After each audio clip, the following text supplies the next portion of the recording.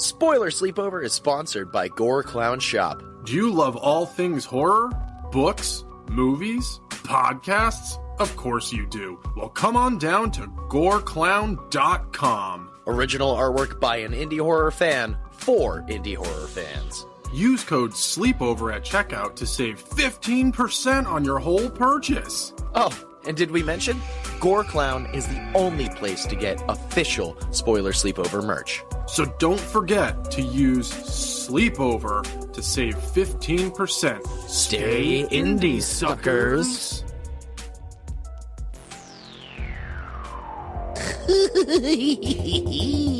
Welcome, ladies, gents, and our non-binary friends to Spoiler Sleepover, Season 3, the Season of Suffering. Suffer along with your co-hosts Jason, Michael, and Rob as they watch and review some of the worst films to ever hit the screen. Now, enjoy the show. It'll be a real scream of a time.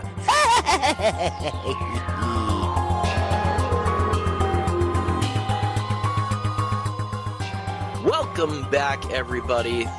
It's time for Werewolves of Winter! Yay!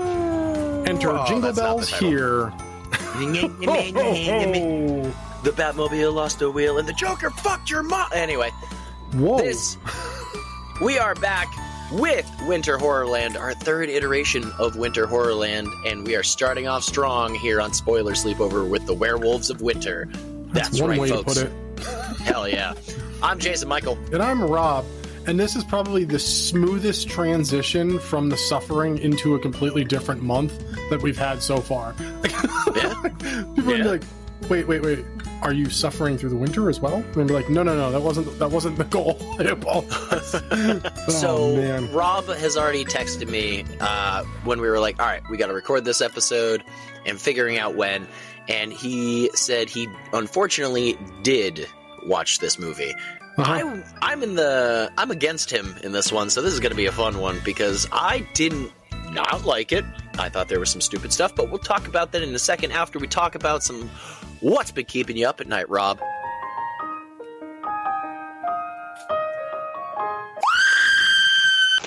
What's been keeping me up at night? Yes. Well, let's see. My programs. That's pretty much about it. I don't know if I actually talked about this. I started watching a newer show called The Chair Company. Did I talk about this already? Not ringing a bell. It's Tim Robbins' new show. You know Tim Robbins, right? Wait, let me go first. I have to do something. Wait. Yeah. All right, yep, that guy. Okay, so it's his new show. It's on HBO, and it is fucking wild. Okay. He works for a company that is designing a mall.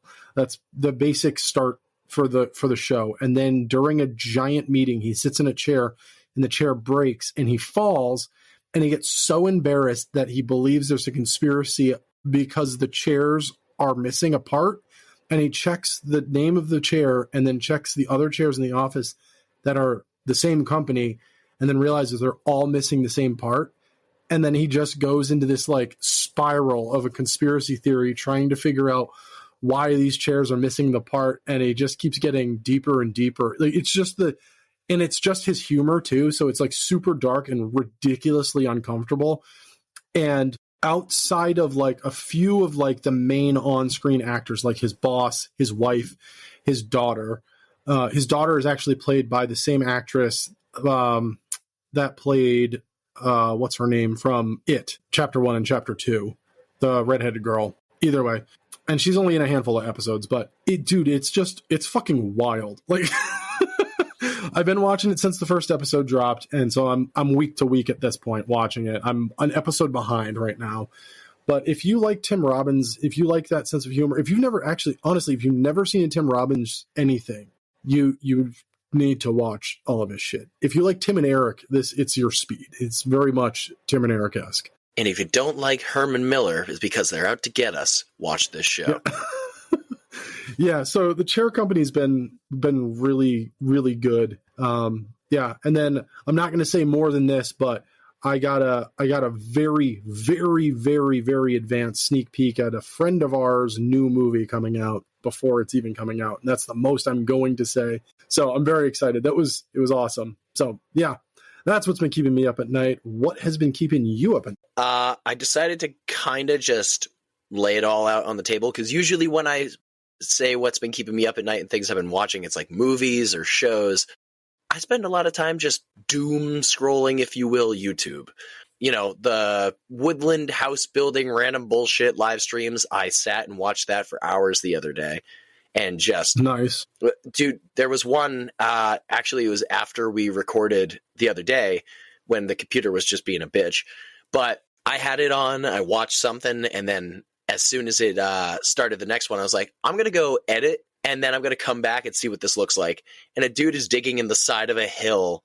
And I was like, okay, cool. It really can't get much better than this. I come back 30 minutes later. The dude has built an entire fucking house with a well outside and a fireplace and a patio.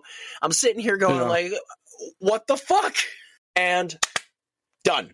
Perfect. Cool, man. If you could make one of those for me, I'd be greatly appreciative. You know, it makes me really happy when you brought that up last week, because I've been watching those types of videos for years, and I thought I was a weirdo because I was just like, it's so cool to watch that's sick. somebody, like, it's also one of those things, they edit the videos and they put them together just so you're like, wow, they did this in a day or two. Like, it's been months to a year of them like going out for a weekend and building for a day or two and then coming back 6 months later. Like, yeah, a lot of them say it's like, I love them, I built this cabin in the middle of the woods in 362 days. It's like, cool. But yeah, that's fucking, the amount they're able to do is bewildering to me, and I love it. Other than that, on YouTube, you know, just there was, and it really made me miss Toontober. It popped up in my recommended. It was every time that Courage has defeated or befriended a villain. And I'm watching through it. That's awesome. And it's, I mean, obviously, spoilers, shut up. We're watching this, like, all the endings of this, and I'm realizing there's not many episodes of Courage that I have not seen. I'm watching it and going, yeah, I remember that one. Yep. Who are you? Yep. Okay. Yikes. All right. Hard yikes. So my childhood was great. Then samesies. There was Courage was great. It popped up because of one of the woodland things, but a dude doing a building competition or a carving competition where he made a skull out of wood in 5 minutes, a skull out of wood in 5 hours, and a skull out of wood in 5 days. And I fucking just, it's badass, man. He makes the 5-day skull out of like this special wood that had like grown all sorts of bark in its nooks and crannies. And then he chiseled all that off, put it in like a pressure pot, put this gold, almost tie-dye looking epoxy in there, and then just sanded and carved all from that. The thing looks fucking incredible. It's on his website, That's though, wild. for damn near $10,000. Besides that, sounds all right. the only other thing that I have been watching is, as I said, rewatching some stuff. I don't know why, but since the summer, I found a lot of Pirates of the Caribbean clips in my YouTube, like clip, whatever it's called for you, who cares? So I finally decided I'm gonna start rewatching the Pirates movies, because I've only seen 1 through 4. I don't recall liking 4, and I've never seen 5. 1, 2, and 3, love them. They're great. That's all I've gotten up to right now. I know I've seen 1 and 2, and I think I probably saw 3, or I went to theaters to see 3 and was probably too drunk and passed out because I don't remember anything. So. And then, of course, because it's that horrible wintry gross time, only because there's one connection at the end of this watch along, because it takes place on Christmas. I am rewatching through the Spider-Man movies. So I watched Spider-Man 1, 2, 3, the Tobey Maguire ones, watched Amazing Spider-Man 1 and 2, and soon to be starting Homecoming. I personally, I know we talked about this and not mentioning Spider-Man 3. I don't think there's a bad one of those 3. I just think there's weak ones.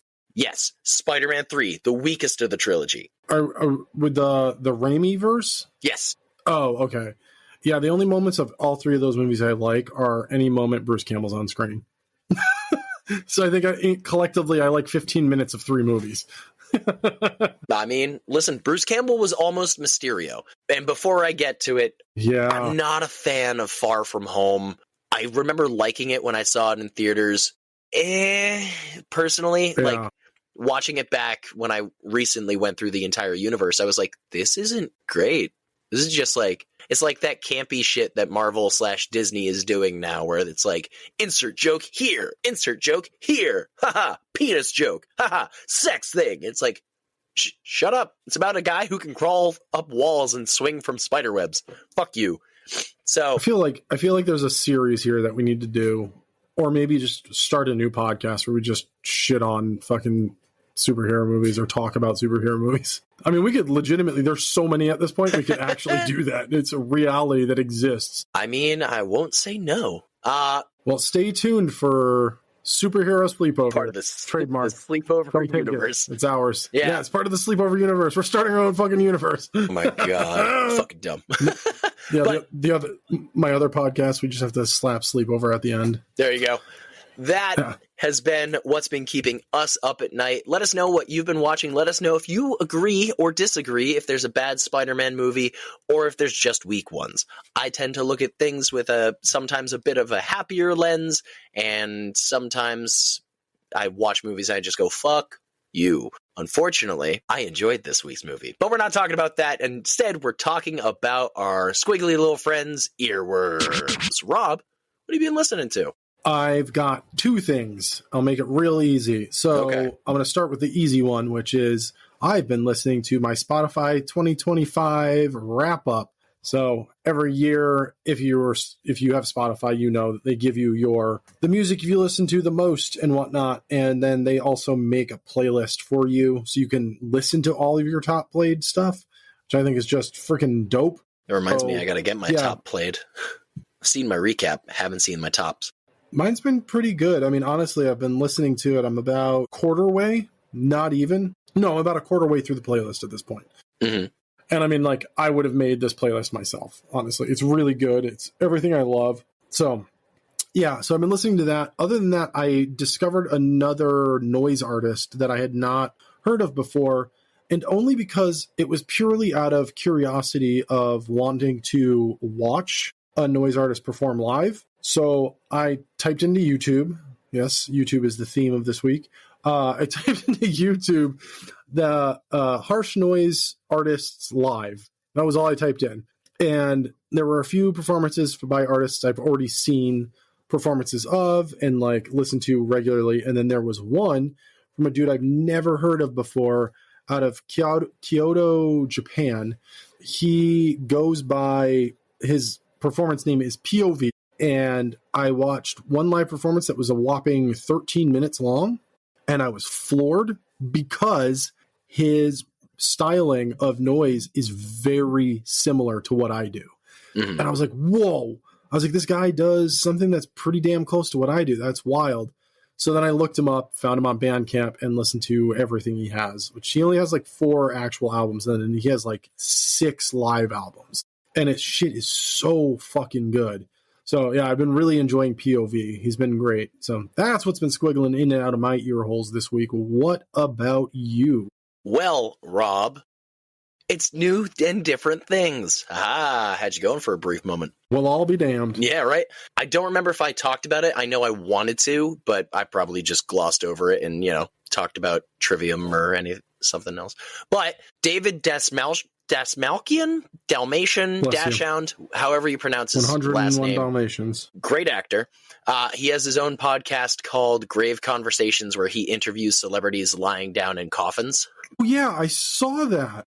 Yep. So he has done one with Kevin Smith. He's done one with Todd McFarlane, done one with Nathan Fillion. He got Lauren Lavera. Nice. You kind of have to look it up on YouTube because it's definitely a visual thing, because they're lying in the coffins, and I believe at the end of it, David kind of closes the lid, and some of the guests are like, "Fuck no, I'm not doing that." Yeah, Kevin Smith freaks the fuck out. Kevin is exactly the fucking person who goes, "He thinks I'm gonna fucking do." Absolutely not. Are you kidding me? Yeah, well, Kevin Smith is claustrophobic. Fair enough. He doesn't fuck around. Other than that, I found a new band called Dying Alone. They're a Norwegian metal band, and their album What I Fear the Most came out last week, I believe. The only way I found out about them, yeah, here you go, Rob, sorry, it turns all the way back around, is Matt Heafy of Trivium produced the album and actually did solos on the album as well. So, Nice. it's a fun one. There's a couple songs that I'm like, okay, taking a little bit to grow. And then there's some where it's like, all right, I'm going to be singing this chorus for like the rest of today. Sweet. All right. I found him. I followed him. Godspeed. Hell yeah. So that has been our earworms. Please, pretty please let us know what you've been listening to, and we'll give you a shout out on the stories on all of our wonderful socials. And of course, we have to end this with a little bit of Rob, what's been creeping it real this week? All right. So a few weeks ago, off air, if I recall correctly, off air, you had said, "Hey, we haven't gotten any new news on Spider Noir. Have you seen anything?" And I said, "No, I haven't, unfortunately," which is really weird and worrying me. Until today. You said that, and just a few days ago, something popped up, and I was just like, well, thank you for saying something, Jason Michael, because you willed this information into existence. You're welcome, universe. It's a small bit of information, but it is the best fucking information we could get about this. It has been 100% confirmed by the writers and directors of the show that Spider Noir in the series will 100% absolutely be fighting Nazis. Hell yeah. We're going to have Nicolas Cage as Spider Noir kicking the fucking shit out of Nazis. I have never been more excited for anything in my life at this point. I am so amped. Move over. I read that and I was just like, dude, oh my God. It's amazing. This is the best fucking news. This is exactly what we also needed right now. So I'm all for it. This is amazing. So I can't wait. But that's it. It's a quick creeping it real, but so we got Spider Noir news. Oh yeah.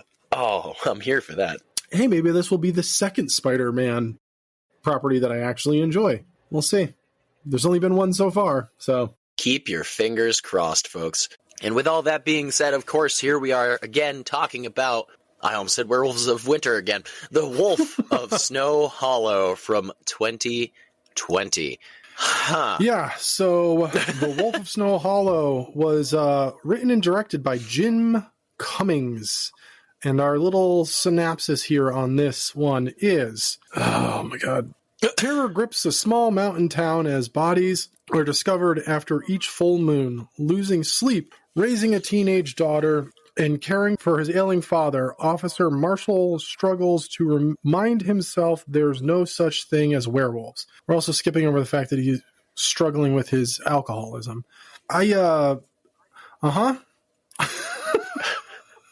So that description, the first half is like, right, terror grips to bodies showing up after full moons. Losing sleep, yeah, he does that. Raising a teenage daughter, barely. Caring for his ailing father, no. And then they don't even mention him being an alcoholic. Yep. With anger in this issues. At all. Yeah, and his rage issues. And I mean rage issues. Oh, yeah. So, this was unnecessary anger and yelling the movie. Like, this dude was just angry at everything and couldn't act himself out of a wet paper bag. That guy was horrible. Did you actor. recognize him? The officer? Yep. No, I didn't recognize him, but I recognized the movie opens with a couple going to a cabin. The second the guy walked on screen, I was like, oh, I fucking know him. That guy's awesome. Yeah. So, no, but the officer I did not recognize at all. So he's in Halloween Kills. He is the officer who gets shot in the neck as Michael Myers is strangling him. Oh, good. I wish he had gotten shot in the neck in this movie, like right out the gate, because it probably would have been someone should have kirked him, if you will. Jesus. There, So regardless, the movie starts with two random people, a man and a woman. They're rolling up and they decide to go out to dinner at like a local bar. And of course, there's some drunkards using slurs and just being loud and obnoxious. So he goes, "Hey, shut up. You're using horrible words.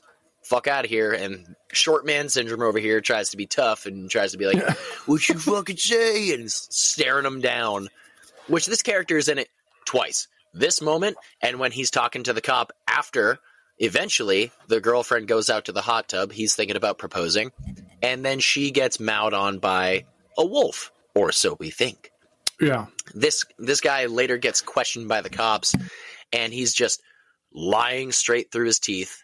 This guy's fucking like, "Oh yeah, I have pictures on my phone. Wait, you need a warrant, this, that, and the other thing." And he's just so useless of a character. He's there for the fact that you hate him, and then the fact that you still hate him. Yeah, I think it's also the misdirect too, because of the murder, and he's still. It just makes it seem like he was the one who did it because he got called out for being a piece of shit. So I think it was supposed to be a misdirect, but also the misdirect was Jimmy Cummings directing. Movie? Yeah, but he could have been a werewolf. No, if he was they're in a werewolf, small town. Nah, we would have seen town's some werewolves. sort of shimmer. I mean, that could have been. We good. saw nothing until like a random moment in the movie that's coming up soon. Yeah. So this woman is murdered. The boyfriend goes out, slips on the ice, falls, and sees the fact that she is just torn to shreds. Apparently, her genitals were removed, and just like they're describing it as like bitten off. And we get our main cop who's just yelling at everybody, and he's like, "It's a man, it's not a wolf, it's not an animal, it's a man, this psychopath doing it." Meanwhile, his dad, who's just aging and falling apart as he's attempting to stand up, but still like give a shit, if you will. This cop cannot let go of the fact that everyone's thinking it's an animal, and he just won't let that go. Like, "Hey man, if people think it's an animal, people think it's an animal. You can continue to do your work, but it's not like you have to shut it down because, no, they have to believe you." He fires an officer. He has a bunch of anger issues. He's just like, "This person said it's a massacre. Cool, fire this guy." He's not great. No. I will say. I did not enjoy him at all. I will say there were some sad moments, especially later when his alcoholism kicks back in and his daughter literally slaps him in the face. It's like, oh, what the fuck? Oh. Yeah, well, I mean, as somebody who is a recovering alcoholic, 7 years, I mean, stress is stress. It's all a matter of how you choose to deal with it. Mm-hmm. I mean, like, part of me was like, I sighed because I was like, God damn it, dude. Like, why? And then there's another part of me that was like, you're a fucking idiot, dude. Like, there's many outlets you could utilize to not go back to that. Maybe start by like, I don't know, meditating, not being a fucking prick all the time. But he chooses that. I want to go back for a sec too, because my notes, I have the first time we're introduced to this police officer, we don't know he is until like the fucking AA meeting is taking place in the basement of the small precinct that they're in. But he's like leading the meeting, I guess. And that's how we're introduced to him. But throughout the next scene with the investigation and stuff like that, he's trying to keep his dad away from everybody, and other officers are doing the same thing. And that was the only moment in this movie I was laughing, because he would like, he's the sheriff. Yeah, he's old, but like, you would talk to people and they'd be like, no, come over, come this way, come this. Mm-hmm. They keep ushering him in different directions, and I'm like, yo, let the dude do his fucking job.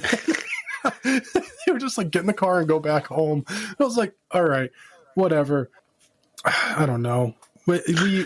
We get the initial, her vagina's been removed. That is exactly how it is stated in the film. Her vagina's been removed, and we're hit with like a bit of like not the full information until later, when a bunch of the officers are sitting at the diner together and discussing, and we find out that it's been the organ itself, not just the outside. Mm-hmm. The actual thing has been fully removed, like inside and all. Surgically removed, almost.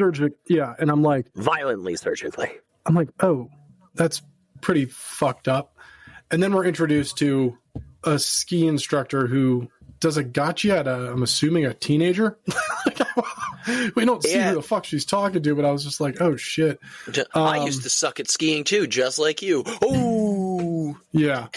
And she just like stares off into the distance while eating, and it's like, what are we looking at? We don't see this expression like she's seeing somebody that she doesn't like, because like her expression, like she's smiling and laughing, and immediately goes to like, oh no, like that's the look on her face. Yeah, I think like later we see there's another woman with her child in a diner, and this weird tall dude comes up and just starts talking to her, and it's just like, hey, what you doing? You live around here?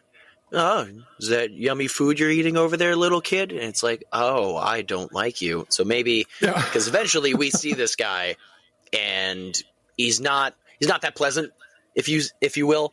He's very, very unnecessarily tall, and he's hunched over for the most part. Yeah. So that might have been it. But she goes out later at night, and she takes off her boots by the van, and then she gets out of the van and closes the door and decides to wander. Get in the van and leave. You heard howls. You don't need to be there. Also, this is the only reason I made this connection, but the bottom of the ski slope and all the lights turning off, I was like, ooh, Frozen. Let's go back and watch that. Such a good movie. Yeah, that was a good movie. I enjoyed it. But yeah, second lady gets devoured, and we see a bit more of like fur and werewolfy kind of thing. So second victim, this time, no head, decapitated. We get more of a investigation. The cop keeps yelling and literally is swearing at everybody. Like a news van rolls up. Fuck you, park over there. Fuck you. And it's like, God, Jesus Christ, bro. Yeah.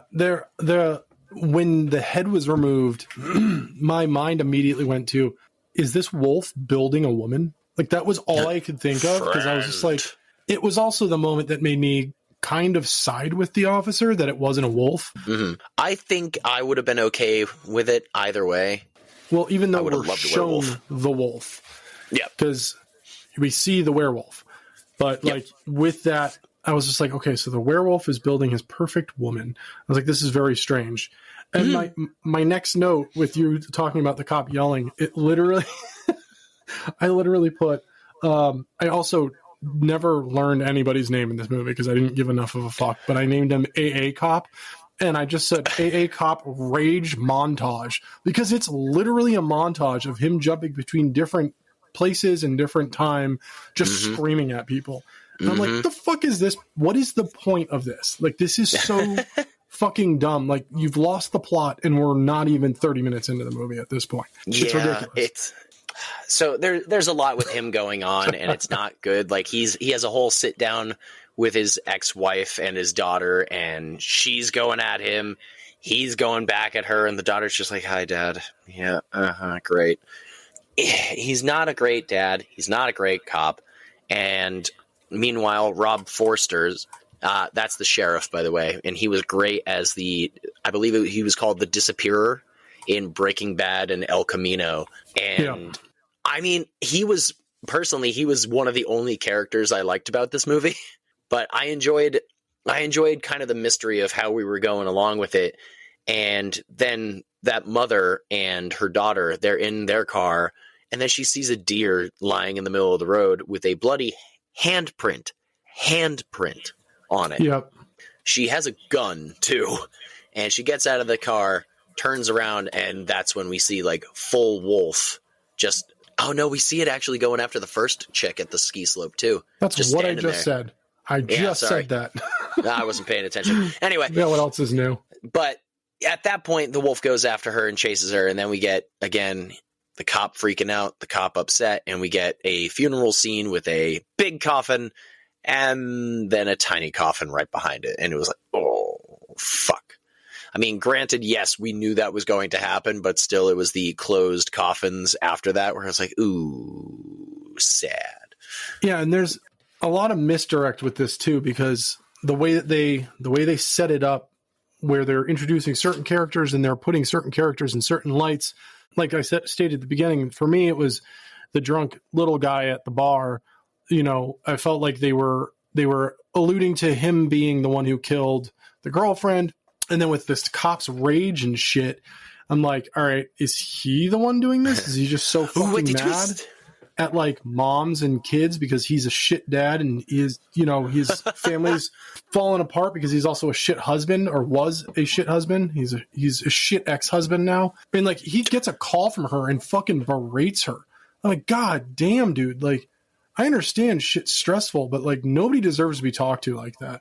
Fucking, how about just saying like, hey, I'll call you later, and then hang up on her, and then don't fucking answer the phone, or don't answer the phone in the fucking first place. I hated this character. There was nothing redeemable about him at all. No. Nothing. And why? Like, why write a script or a movie at all where your main character, it's not like, I'll bring up something you just brought up, like Breaking Bad. Mm-hmm. You don't really like Jesse for like the first 5 to 6 episodes. You're like, he's fucking annoying, he's fucking arrogant, but there's also just something about him that you're like, there's a redeeming quality in here somewhere. Like it exists. We just haven't, he was that kid on Price is Right, seen it yet. And then we end up seeing that in Jesse. That doesn't exist for this officer. No. At all. Like he's even a prick in the opening. Like he keeps talking and he like basically tells somebody at the meeting to shut up. And then it's like, what are you doing? He's like, I don't hear anyone upstairs. And it's just like, okay, we're all here for fucking help. Fuck your job, you fucking asshole. You're the one who signed up to lead the meeting. Then fucking do it. Anyway. And breathe? Yeah, it's just Rob's turning into the angry cop. I also have a note after the montage one that just says a cop is not a good actor. Like that's just a fucking a general note I put on here because he's a terrible fucking actor. Like horrible. His delivery for all of his lines, the inflection in statements and sentences are placed in the wrong spots. Like the emphasis is all out of place. Like he's putting the wrong emphasis on the wrong syllables. Correct. Yeah. It's just fucking weird. Listening to him talk was almost like if Shakespeare was having a stroke while directing a play. Like, it was horrible. I'm like, I couldn't get behind anything. Honestly, the best actor in this entire fucking movie was the mom and daughter at the fucking that were on screen barely. That mom was an amazing Rob actor. Forster. I mean, he's old. All he has to do, you hit a certain age as an actor, and all you have to do is just show the fuck up. You don't really even have to try. I mean, that's fair. Yeah. I mean, seriously, look at all of them. Harrison Ford went out of his way to act for 1923. Like when I watched it because I like Harrison Ford, but I'm like, oh man, he's really going to be phoning it in on this one. Nope. He knocked it out of the park. I was like, wow, look, an old guy actually fucking trying for once. This is great. He did terrible as old Han Solo. He just showed up as grumpy Harrison Ford. Like, he's just like, I guess I'm doing another one of these things. Someone better fucking kill me. I swear to God, if I crash the Millennium Falcon like I did that fucking plane. Jesus. Oh my God. That's terrible. Am I wrong? No, you're not wrong. It's fucking truth. It's good shit. So the anger cop goes and starts like researching. He goes to a library. The only good delivery, because I really enjoyed this part, it made me laugh, is when he's going and reading a bunch of spooky books and he's reading about werewolves and lycanthropy, and he's just like, what the fuck? And then he falls asleep and starts dreaming about some of this shit. And the librarian comes up and like shakes him awake, and he jumps up and goes, fuck you. It's like, the guy woke you up. Yeah. He's like telling him, hey, they're calling for you. The police station is calling for you. He goes, if you give me a bunch of spooky books, don't come up and do that shit. God. And then, on his way out, he just berates the librarian. It's like, what the fuck was that for? And the librarian sits there and takes it. Yeah, he fired like 3 people in this movie too, just because he didn't like what they were saying. Like, that's not how that fucking works. They're jackwagon. There was a mortician, which I guess wound up throwing a beer bottle at one of the cruisers earlier. Yeah. And how he figured out that it was him. That connection. No, nobody does. Nope. It was you. You threw the bottle. How? And then he goes, no, it wasn't. Yeah. How did you figure that out? You didn't. You just made up. I saw it in a vision. So the full moon comes back. There's the creepy sounding guy. Also, this entire time there's a misdirect happening because occasionally we see this like dude in a wife beater with a wolf tattoo on his arm, and he's like smoking crack out of like a piece of tinfoil or some shit. And then we see him start burning a bunch of sticks, which it looks like there's a body in there. Yeah. Am I going crazy? No. Or was there an actual? Okay, all right. So big problems with this guy. So we're led to believe, all right, this guy's going to be the wolf. At times, honestly, I thought it was the guy from the very beginning, the like background jock that we see in a bunch of movies. Yeah. Yeah, I thought it was the boyfriend too. But then he smokes some crack and then falls out of his fucking like trailer door, and his dog is like, oh shit. All right, well, I guess I have to eat you in a few minutes anyway. We're like, oh cool, the guy's dead. They think they got him. They think that they've, nailed the case. No. Unfortunately, not really. So, all in the meanwhile, again, the sheriff is struggling at this point. Like, he's trying to talk to everybody. Hey, we got to get this guy.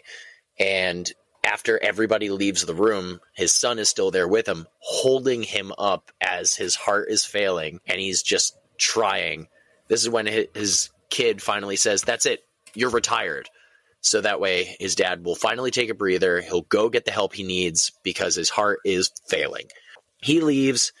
Grandpa gets sent to the hospital, and there's a curfew in effect now because every full moon there's more bodies that turn up. So the cop's daughter sneaks out for a late night booty call, and as they're making out in the dude's Jeep, we see a shadow like in another house waving. And we're like, oh, weird. The neighbors are just sitting there watching. So she wipes the fog off the window. She's waving and frantically pointing as she's on the phone. Turn around, and the werewolf runs at the Jeep. And then the boyfriend, poof, just gone. Don't know wherever the fuck he went. The daughter almost gets taken, but they called it in. Hey, the werewolf's been spotted here. Dad pulls around the corner and starts going after it with a shotgun. Daughter is crying on the ground, almost got ripped to pieces, and he turns around going, where the fuck? What the fuck? You're not even supposed to be out here. There's a curfew. Why are you outside? Which, to an extent, you should have gone with something else to start that conversation. Like, oh my God, are you okay? And then go, what are you doing? You're not supposed to be out here. Check in on how she is before you jump down her throat about, like, the fucking laws. That is your daughter, all right? No, he doesn't care first. He doesn't care about anybody or anything. Nope. So she gets in the car and it's like, fucking take me to the hospital. That's all you need to do right now. So he hears more gunfire from cops further down the road shooting at the wolf. And he brings her to the hospital where his dad already is. And then he goes back out, and I'm pretty sure he gets fucked up and then comes back where Dad's not in the bed, and he checks in with the kid like, oh, shit, yeah, you were right. I should have checked in. She goes, Dad, you're Dad. And then he looks over to the side and basically at this point hard relapses. Like he has Irish whiskey. He's got a couple beers that were stashed away. Yeah. And just at this point hit a fucking wall. So man hardcore falls off the wagon, and he's getting drunk and fucked up in the station, like with his dad's effects and everything. There was also Gutierrez, a different cop with a mustache who was basically fighting this cop back on every word that he said, who was found shoved inside of a trash can, dead. So he takes the gun that was on the cop's effects and hides it in his belt. And I don't know what exactly you would call her, but like dispatch, maybe. That woman comes up and basically like they found him. We find out the guy with the tattoo, and they're like, I don't think it's him. We've got him, so everybody can rest easy. At this point, there is a woman cop that he's been hanging out with and kind of, interacting and not entirely yelling at. She catches a couple strays, but this cop at this point is hated by the entire town. Like, he has to go return a bunch of people's effects and their belongings that were taken as evidence. And every time he goes to a different house, the people are like, oh yeah, cool. That's fine. Whatever. Or, hey, you're with that cop. Yeah. Spits in his face. It's like, oh, sick. Wonderful. yeah, nobody in this town likes this cop anymore. Or, I mean, I don't think anybody really did for that matter. But it's so weird because he starts going back to another house to where they all start realizing, oh shit, something is wrong. This doesn't add up. The boyfriend called and said, hey, you guys left some stuff here, but we're going to keep it. And she's like, what did we leave? And it's this like seam thing for sewing up like taxidermied animals. So it's for ripping. It's for ripping the seams. It's a seam ripper. Yeah. And she goes, oh shit, I know who it is. That's when she starts to drive to this taxidermist's house. The cop starts to suspect something and he starts walking away, but then he comes back up because he's following his intuition. The guy comes back through the door and he goes, hey, could you stand up to your full height? And this is where you see the taxidermist go, oh, fuck. And slowly stands up farther and farther and farther. And the camera's like, oh my fucking God. Yeah.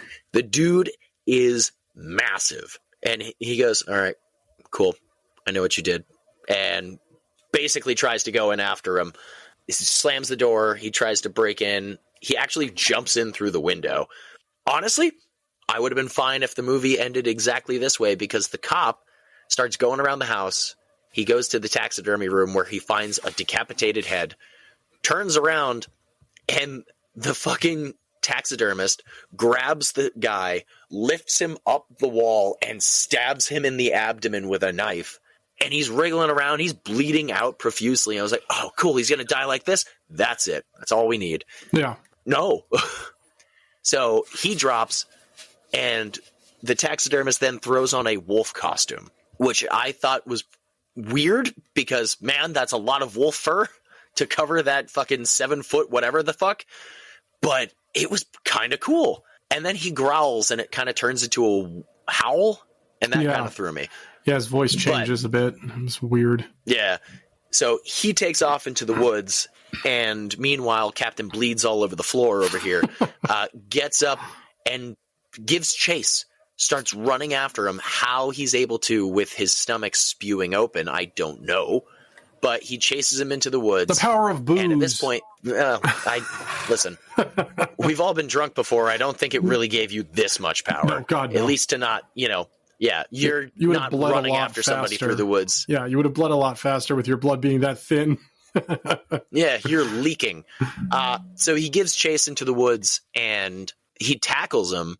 The werewolf tackles the cop, and this is where the lady cop shows up and shoots him. And he's like, oh, what the fuck? And then main cop gets up and just empties the rest of his gun into the werewolf's face. Yeah, and it's a bit excessive.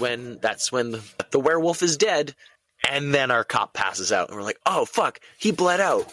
Cool, he's done. He's gone. We get a cut to his daughter going to college after all of this done. And the main cop, who now turns out to be the sheriff, or sorry, not the main cop, the woman cop. Again, neither of us know anybody's names in this fucking movie. I know the actress's name, but that's only because she's from Garfunkel and Oates, and I fucking love their music. They're hilarious. It's Ricky Lindholm. She's hilarious. She's a comedian. Is that a supergroup of Simon and Garfunkel and Hall and Oates? It's a joke of that, but it's two. Oh, really? It's cool. Two female comedians who make. I mean, they've done. I think they have like 5 albums total, but they're both comedians, and they've been in Laurel a bunch of and stuff. Costello. It's Abbott and Hardy. Yeah, they crack me up. They're hilarious. But when she was one of the selling reasons for me to watch this. I was like, oh, maybe this will be a comedy, because I really thought it was going to be a comedy when I saw her. I did too. Yeah. I thought it was going to be like some of the deliveries in the trailer. There were some attempted comedic moments where I was like, oh, okay. But yeah, nope. Even with the boyfriend in the beginning, he's in a bunch of comedic Again, he's a background jock in a lot of stuff. He was the main character in a TV show with why am I forgetting his name? Part of me was saying Workaholics, but I know it's not that. No, he played Eric on that 70s show. They were on a show together where they played Topher siblings. Grace? Yeah. What the hell was the name of that show? I watched it. He also got played canceled. Venom in Spider-Man 3. We don't talk about Spider-Man 3. I recently rewatched Spider-Man 1, fell asleep towards the end because it was late o'clock at night, so I'm going to go back and do that again because I want to watch the others. The show was called Home Economics. It was actually really fucking good. Oh my god! Yeah. I forgot about that. It was a really good show. I was really disappointed that it got canceled, and it got canceled, and I just moved it out of my brain, thusly me forgetting the name of the fucking show. But yeah, he played the rich brother on that show.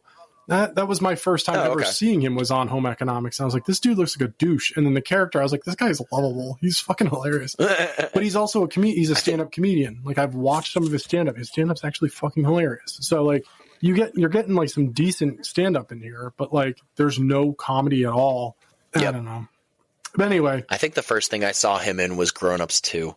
That's one we don't talk about. Grown Ups 2 was not great. I didn't like Grown Ups 1. I liked Grown Ups. I enjoyed it. I didn't mind Grown Ups 2. I mean, it's pretty much what I expected from a second of those. Yeah. It was really funny, the joke towards the end of that, where Shaq, who's playing a giant fucking cop, tries to play Pong, and then one of the moms is like, oh, look at that, you can't shoot a free throw. And then it cuts back to Shaq, and he just has a legitimate look of like, bitch, excuse me? It felt like a line that wasn't in Shaq's script, but then they just dropped, and he's like, God damn it. Yeah. Adam Sandler, you bastard. So the lady cop is helping the girl move into college, and she's got a sheriff hat on, so she's a sheriff. And then we're like, oh, okay, dad's dead, whatever. She's dealing with that. No, he loads in a box. He just walks in, puts a box on the ground, and it's like, how did you... I don't care. Did it remind you of another movie? Because it reminded me of another movie. It did, and I'm straight up fucking Itsy Bitsy, dude. The end of that movie, I was like, God damn it! Yeah. I was like, this looks so familiar, but I'm God damn, yeah, fuck.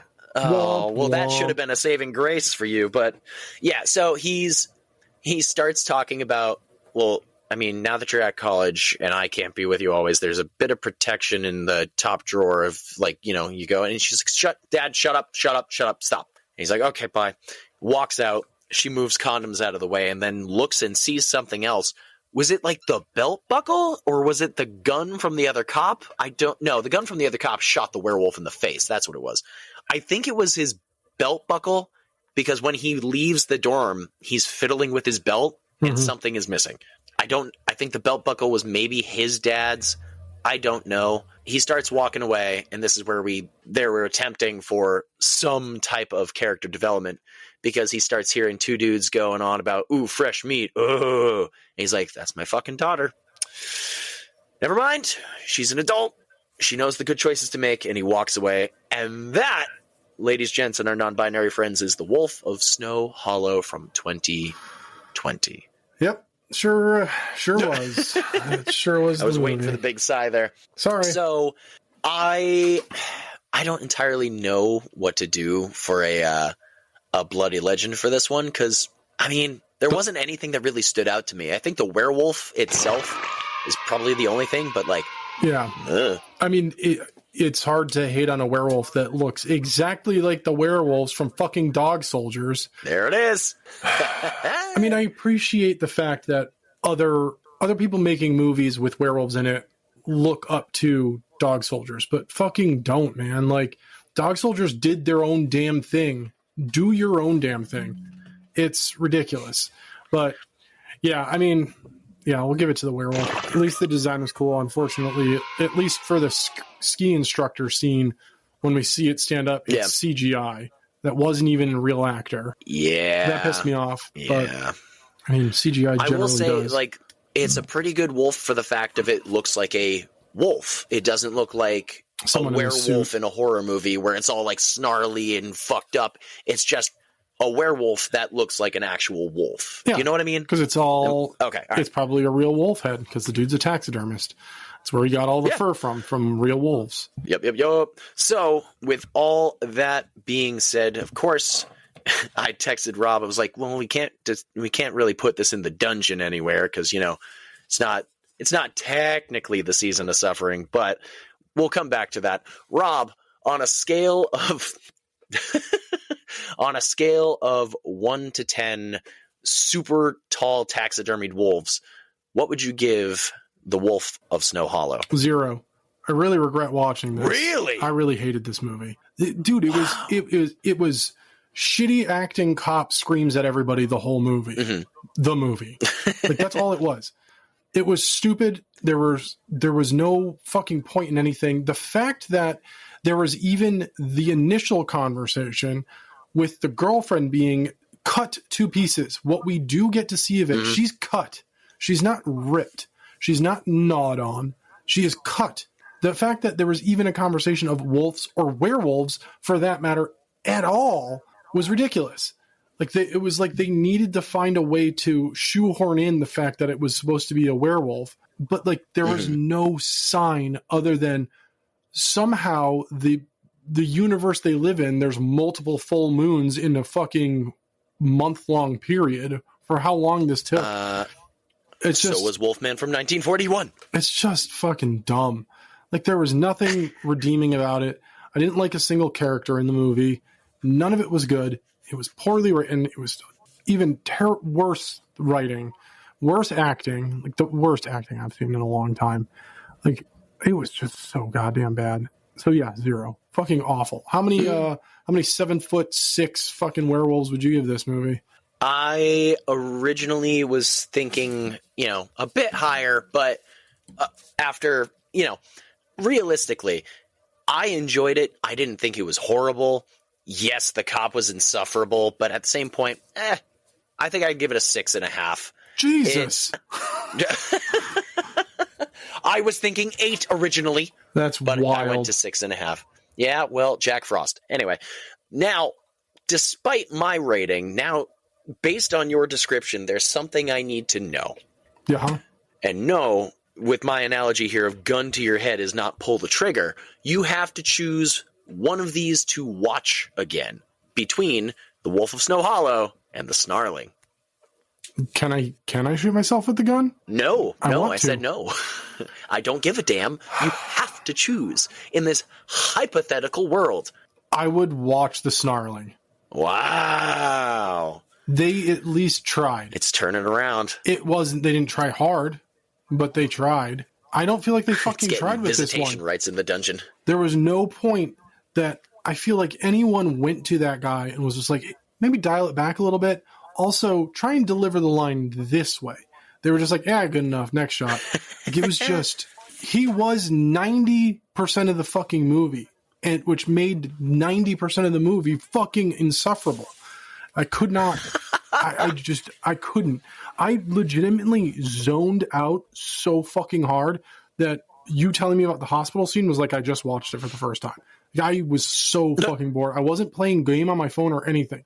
I was just so bored and annoyed that I'm like, I literally don't care anymore. Is this over? It was terrible. So yeah, I would watch The Snarling again, almost with a smile on my face. Wow. Look at you. You're growing up here. No, I'm just choosing the lesser of two evils. This is like voting for a Democrat or a Republican.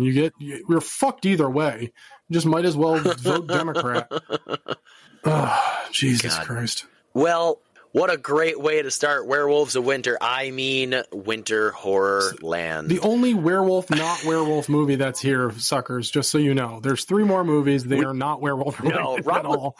I only grabbed this one because I was like, oh, there's a werewolf in it. All right, let's do it. I just remember us being very hopeful about this and, just going, they can't be a bad werewolf movie. And you going, The Snarling. Well, here we are. Now there's 2. Yep. Of course. Wrong. That is our first episode of Winter Horrorland. Next week, we will be talking about, it's starting to worry me already, but another 2020 movie. We will be talking about Let It Snow, or Late Hits Now from 2020. Late Hits Now. Late Hits Now. You can watch Late Hits Now on Sling TV, Fandango at Home, and Prime Video for free. If you want to rent it, YouTube, Google Play, Movies and TV. Didn't know that's still even around. And Apple TV. But watch it on Prime Video for free. Yeah. I've seen the trailer for all of these movies that we're going to watch. Same. I mean, just besides the final one, which we'll get there. But this one, I don't entirely know what to think. I'm This one I think I'm the least hopeful for, personally. The one after this, I'm incredibly hopeful for. This was the only one that really intrigued me, like heavily intrigued me. Because I was just like, all right, I feel like there's like they're trying to sell 5 different movies in this trailer. So if I get any of these, I'm okay with it. I don't know. Maybe it's a cross-genre film. I'm down for it either way. Well, you're going to have to find out next week, suckers. Before we go, just as this previous episode came out about Mousetrap, that was the weekend after Thanksgiving.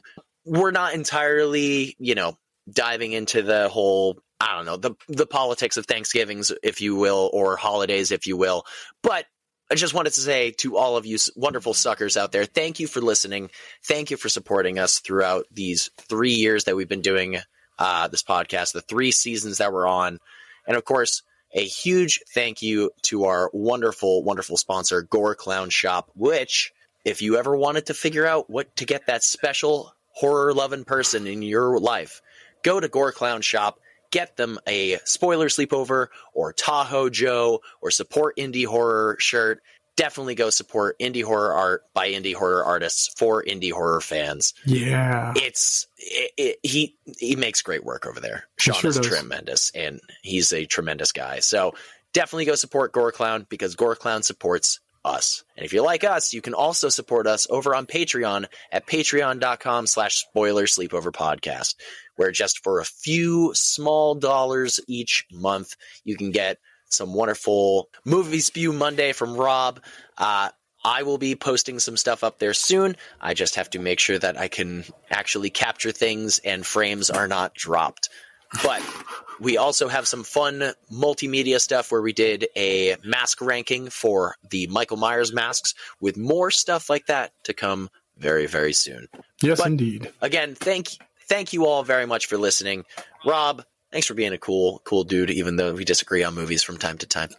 That's why our friendship means the most to me. We can have healthy arguments and still love each other at the end. It's true. It also makes me very happy about our podcast, because if we were all agreeing with each other, it wouldn't really be very palatable. It's like, oh, cool. All right, great. Yeah.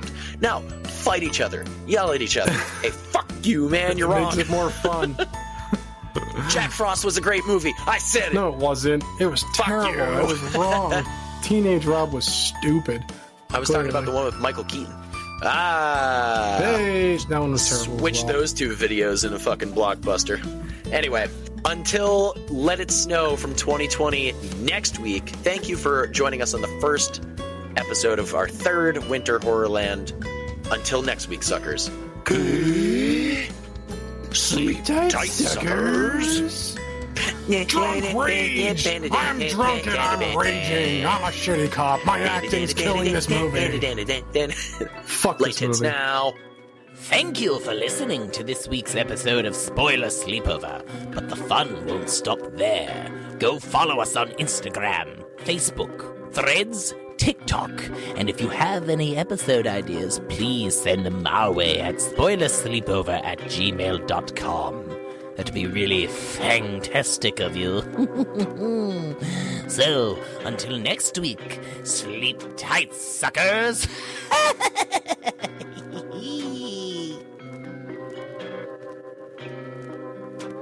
Spoiler Sleepover is sponsored by Gore Clown Shop. Do you love all things horror? Books? Movies? Podcasts? Of course you do. Well, come on down to goreclown.com. Original artwork by an indie horror fan for indie horror fans. Use code SLEEPOVER at checkout to save 15% on your whole purchase. Oh, and did we mention? Gore Clown is the only place to get official Spoiler Sleepover merch. So don't forget to use Sleepover to save 15%. Stay indie, suckers.